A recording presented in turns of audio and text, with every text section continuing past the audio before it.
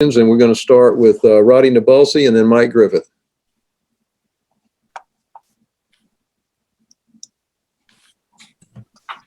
I will start. Coach, you there?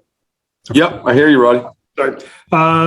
Would you tell me who has won your kick return job and your punt return job, your special teams? We don't get to see any of that, so if you would. And what is the status of Warren Erickson's hand, if you'd be so kind? How's he doing snapping? Warren Erickson's doing awesome. We're fired up about Warren Erickson. He's been able to practice for the last 2 weeks. He's done an excellent job.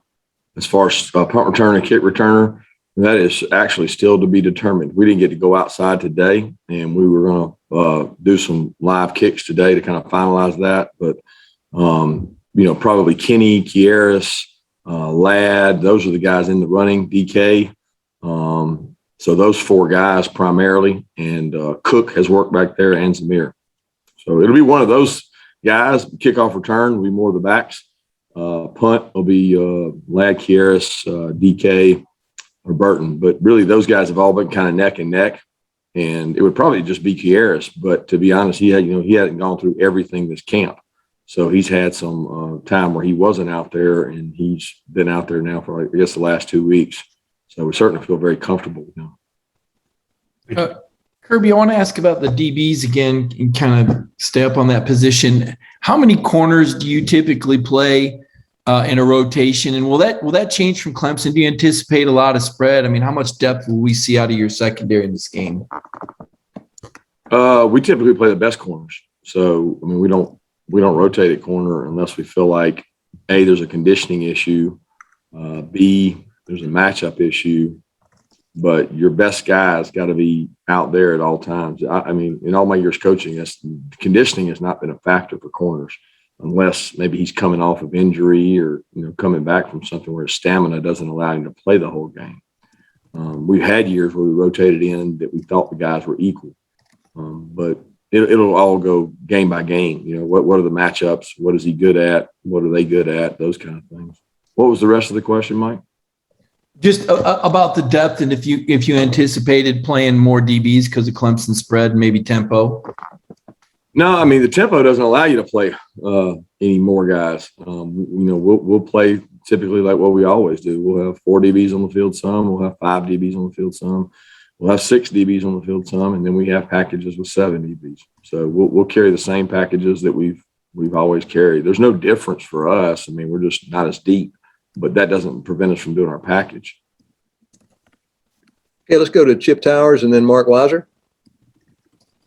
Yeah, staying on kind of the DBs theme here, Coach. Just looking at their wide receiver core. I mean, everybody talks about Justin Ross, but one thing that kind of pops out, you see a lot of 6'3", 205, 6'4", 6'5", 6'3". Anything specifically difficult about defending guys that size? And have you been I can't think of anybody you guys have gone up recently that were so big across the board, right? Not just 1 or 2 guys, but everybody seems to be in that demographic. Yeah. I don't know if that's the right adjective, but that is definitely a strong group. They are big. They are physical. They do a very good job going up and getting the ball. They're really good 50-50 ball guys. We've seen a lot of them on tape. Justin obviously has been a great player for them for a long time, and now he's coming back. So I know they're excited to get him back. They are a matchup problem, but, in some ways we're bigger at corner than we've ever been too.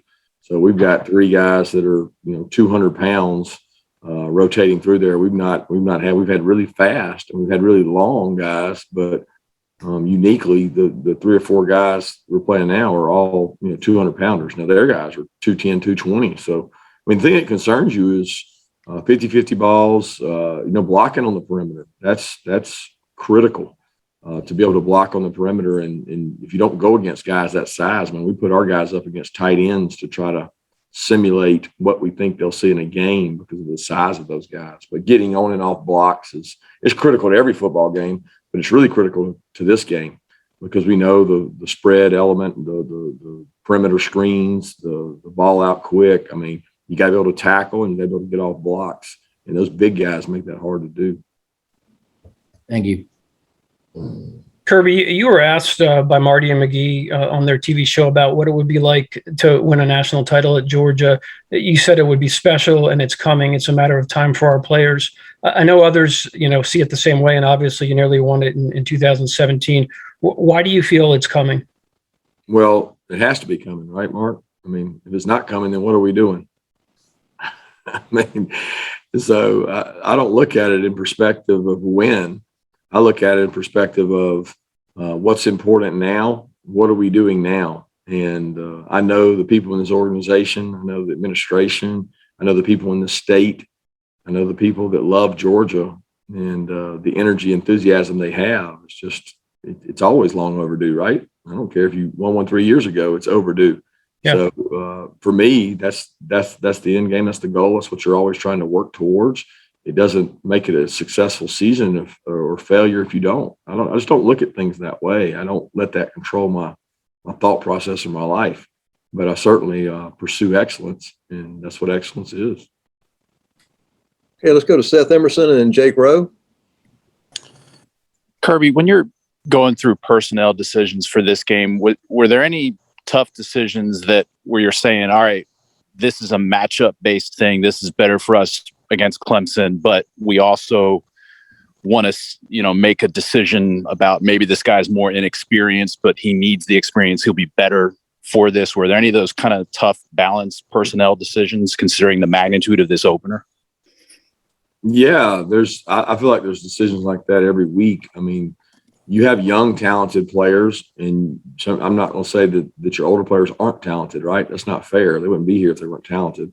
But you may have more talent in a spot, and you may have more experience in a spot, and you're weighing those two options of where does the experience of the lesser talented player versus the talented and the less experienced, where does that balance hit? And there's some different scenarios on there, and it's early in the season. Like we haven't had a game, so we haven't found out a lot. We try to find out in the spring game, which we had a lot of mid-years play.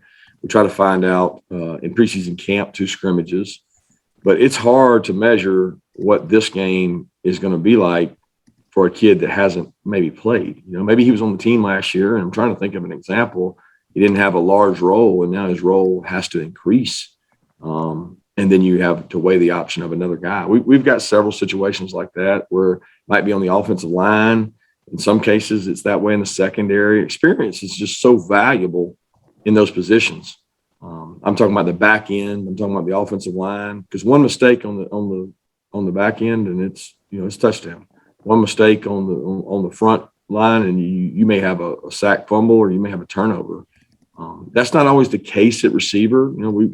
We chose to do that with Jermaine last year, and it helped us in the long run, but it probably hurt us some against Arkansas for some mistakes. And I know I've brought that up many times. But we're forced to make those decisions, and they're not always easy decisions. And sometimes they change in the middle of a game. So, Kirby, every time we talk to you, it seems like you're in preseason camp. You've got some version of we got a long way to go. But, you've also said that this team's ready for a game, and that's the next stage of development. How ready are you to play at this point in terms of your team? How ready do you feel this team is to play, and how pleased are you with how your preparation has been over the past 3 to 4 weeks leading into this?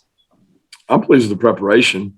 I'm ready to play a game. Our kids are ready to play a game. We need to play a game. We need to play a game to get better, because I don't know that we're going to get better continuing to practice against each other, to walk through and to teach. There's no more time for that. Like we have a couple more days, and we certainly can prep these days. We've got a lot we can improve on for that, but we need to go play. And, we're not where we need to be. Number one, we're not healthy to the point we need to be, but we also aren't as good as we need to be. We got some young, talented players that don't have the experience. You know how they're going to get it?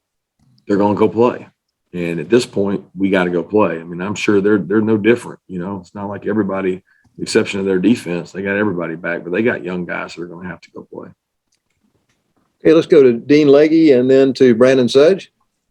Kirby, I got 2 quick things here. First of all, when you're playing in a neutral site game, does it matter who the home team is in any way as it relates to anything at all? And then secondly, we talked earlier about perimeter blocking and fighting and so forth on the edge. with your DBs and so forth. When did that become as big a deal as it seems like it is these days in college football?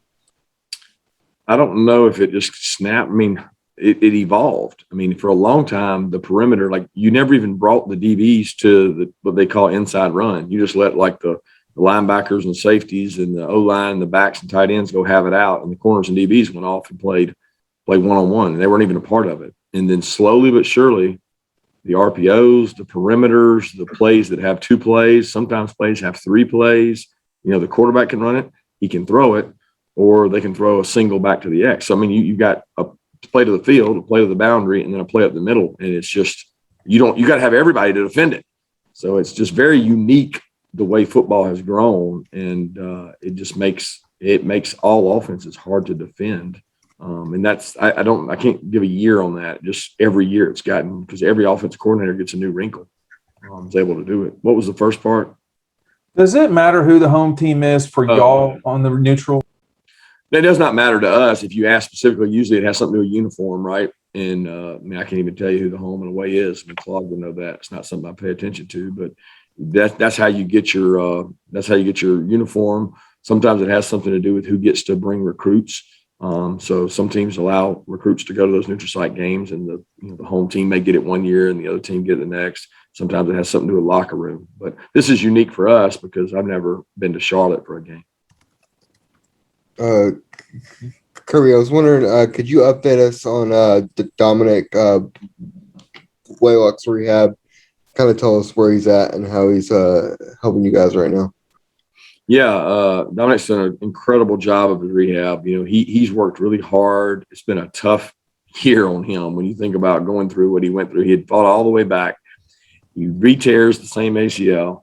And now it's over, I think, a year from the time he tore it, and it's been 12 months. And, he's gaining confidence in it. He's like today, he was out running routes. He actually went on the scout team and did everything against the defense so we could get an even better look and get, a good wide out of it. And he's done everything. So you say, why can't he go play? Well, it's still gaining confidence for him. It's getting his stamina back. It's being able to get him a cumulative number of reps. He hasn't been able to rep with our 1 and 2 offense because he hasn't been ready. And now he's building confidence. I thought he made a couple plays out there today that were good plays and really challenged the first and second defense. So I can't tell you when he's going to be out there because I don't know, but he's close. Okay, let's go to Davis Baker, and then we'll go to Stuart Steele. Hey, Coach, you talked about your guys needing to play. Has there been an increased energy this week? Are they burnt out? Like, what's the, vibe and energy been like in practice? It's been great. No, they need to play because it's time to play. I mean, we don't practice this game. We practice to play. So like, there's nobody that wants to sign up for football that said, let's go practice for life and never play a game, right? So like, they want to go play a game. There's no vibe or energy that says that they're tired of practice. If anything, our energy has ramped up with, exposure to Clemson. They get excited about it. They hear about it. And we're trying to, keep the reins on that and build that to a crescendo for the game and not have it build in practice. But certainly they enjoy getting after it and they enjoy practicing for them. They're excited for a game, and so am I. Hey, Coach, how are you feeling about Zamir White and James Cook right now and your running back room as a whole? Excited. I think I feel about our running back room, probably feel like they feel about their defense. You got all these guys back that have played substantial amount of time, and you've got James and Zamir, and Kenny seems like he's an old player now, and even Kendall getting to play, and then Dejan. I mean, there's just a lot of backs that have done a lot of good things. I just, it's not like you wish you had more of them. You wish you had more positions with the same experience that position group has. Certainly would be the position group on our team that has the most experience and confidence. Okay, we got time for 2 more questions. Let's go to Connor Riley and then Jed May. Hey, Kirby, how has Jordan Davis improved as a pass rusher, and do you think he's achieved the goal of being a 3-down player entering that first game against Clemson? In roles, yes, he's a 3-down player in certain roles. He certainly is. I mean, he's elite at pocket push. He's elite power. one of the strongest kids I've ever been around. He helps you the way he's able to run games and things because he's just different. I mean, there's just nobody quite like him in terms of the volume and the reps. But he has a third down role for us, yes, but his primary role is first and second down, obviously. And he's worked really hard to improve his quickness, and that's been one of the areas that most he knows. He knows that when he's in there, that there's less run game in between those A gaps with him in there. So it's all about, can he affect the perimeter and can he cover down and do things, and that's what we've tried to work really hard on. Hey Kirby, John mentioned yesterday that strain is a key to this game. I think he mentioned like coming across the field to turn a 40-yard run into a touchdown run, things like that. One, in your experience, I guess, is that something that's the key in these big kind of games? And two, is that something that can be taught in practice, or is that just kind of up to the individual players to, bring that energy during the game? No, I definitely think strain is important.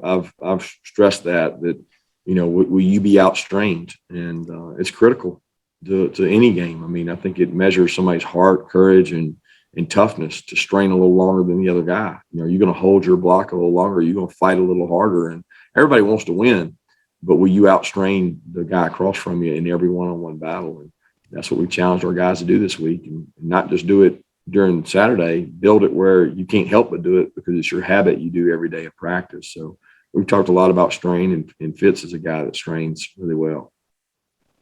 All right. Thank you, Coach Smart. Thanks, guys. And everybody stay tuned, and we'll have some players coming up shortly. Claude, I think Kirby told us you could tell us who the home and visitor team was. Are you going to tell us that? Yeah, the home team would be Clemson.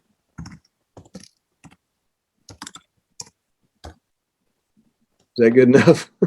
That was the question. That would be the away team would be Georgia. Appreciate that.